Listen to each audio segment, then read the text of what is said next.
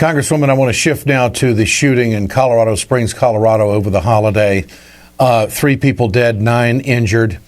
The rhetoric that has surrounded Planned Parenthood clinics, I believe, has played into this action. There's no question about it. The rhetoric that has been ramped up by the Republican Party and by those who do not believe that women in this country should have a right to take care of their own body. I mean, that's really what it boils down to. But I think moving forward to prevent these kinds of things from happening, when are we going to have the conversation, and I want your thoughts on this, about delivering federal security to these facilities around the country if they're going to be targets of violence? Well, first of all, let me just say I think have the privilege, maybe it's dubious, of being the ranking Democrat on the select committee that is now going to be looking into not only Planned Parenthood, but scientific research with fetal tissue and all kinds of providers that give women's health, and the inflammatory rhetoric that's been around this. I haven't seen this since Roe v. Wade has passed, and I've been around a long time.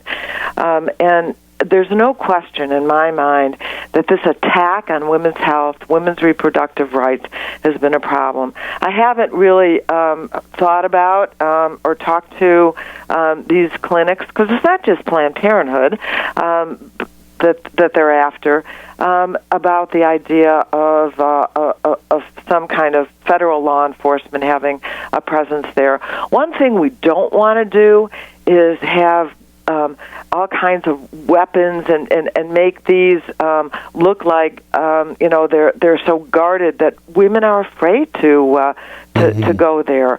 We want to make sure that they still maintain, and it's a delicate balance, a welcoming kind of an atmosphere. And Planned Parenthood, and I made this point earlier. On one hand, we're telling presidential candidates that words matter. The mainstream media is basically saying, hey, you got to be held accountable for what you're saying.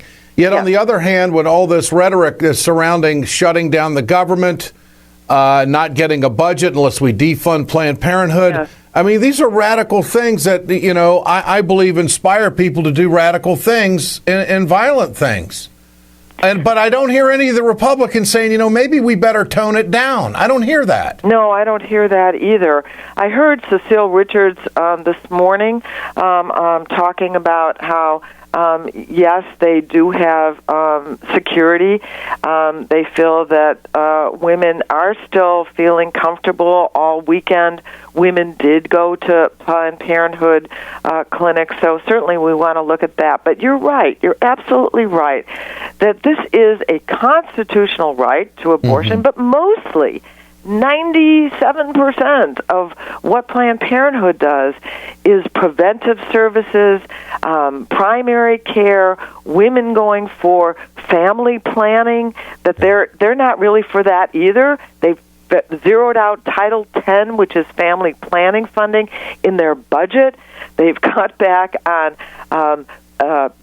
Teen Pregnancy Prevention Act. They've cut by 80%. What is wrong with these people? Yeah. This is Vicki Coward. She is the president and CEO of the Rocky Mountain Planned Parenthood Clinic. Are you talking about politicians? I think politicians have been in that conversation, and I mean, that the airwaves are full of anti-abortion language, of anti-Planned Parenthood accusations, much of which is false in nature. And we at Planned Parenthood are first and foremost a healthcare provider. We provide life-saving services to all kinds of folks, men and women across our communities, and the tirades against Planned Parenthood in the last few months have really been over the top. They have been terribly over the top, and now we have this on our hands. Congresswoman Jan Schakowsky, I'll give you the final word here. Well, I do think that we need to address this issue of all kinds of inflammatory rhetoric on all fronts. on refugees, on Planned Parenthood, against the President of the United States, that this is not productive for our country. It is anti-American to do that, and that everybody's got to, I heard Donald Trump tell Chuck Todd, just calm down, calm down. That's exactly what these Republican candidates need to do, and maybe learn a few facts in the meantime. Congresswoman Jan Schakowsky, always good to visit. Appreciate your time. Thank you. Thank you, Ed.